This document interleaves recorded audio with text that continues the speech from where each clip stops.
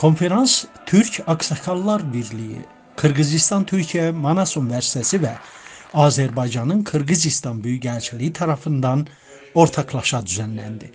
Türk Aksakallar Birliği Başkanı, Yeni Azerbaycan Partisi Gaziler Konseyi üyesi, akademisyen Südeyf İmamverdiyev, milletvekili Azerbaycan Cumhurbaşkanı'na bağlı Kamu Yönetimi Akademisi Profesörü Elman Nasirov, Azerbaycan'ın Kırgızistan Büyükelçisi Latif Kandilov, Kırgız Türk Manas Üniversitesi Yönetimi, Türk Aksakallar Birliği Yönetim Kurulu üyesi Onursal Doktor Macit Hacıyev, örgütün yönetim ofisi başkanı Nijat Dağlar ve Uluslararası İlişkiler Dairesi Başkanı Elnur Eltürk, Azerbaycan'ın Kırgızistan Büyükelçiliği çalışanları, Kırgızistan'daki Azerbaycan diasporasının üyeleri, ünlü aydınlar, üniversite öğrencileri ve öğretmenler katıldı.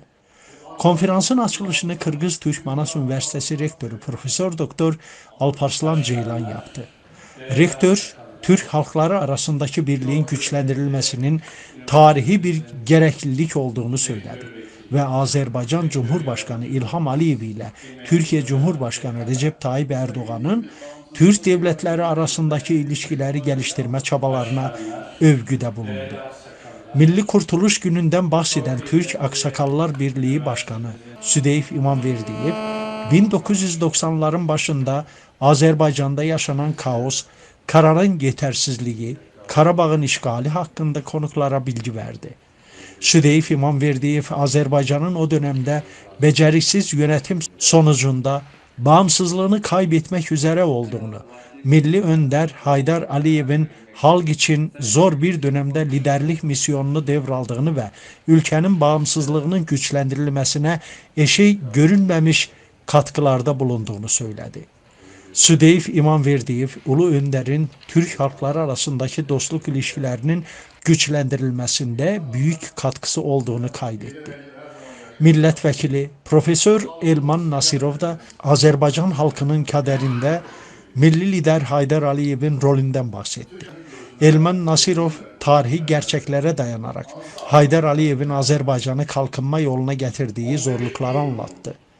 Milletvekili 100 yılın anlaşmasının imzalanması sırasında yaşanan gerilimlere, büyük şirketlerin Azerbaycan'a yatırım yapma isteksizliğine, düşünce kuruluşlarının ülkede sosyopolitik istikrarın yokluğuna ilişkin yayınladığı bilgilere dikkat çekti.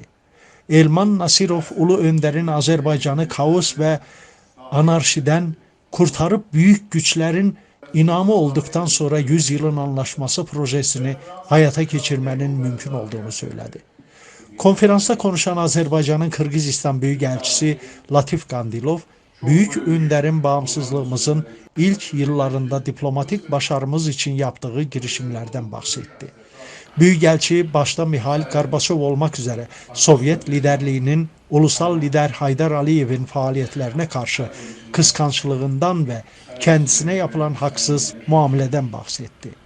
Latif Kandilov, Ulu Önder'in devletimizi güçlendirmek ve geliştirmek için yaptığı çalışmaları Azerbaycan halkının asla unutmayacağını ve her zaman takdir edeceğini vurguladı.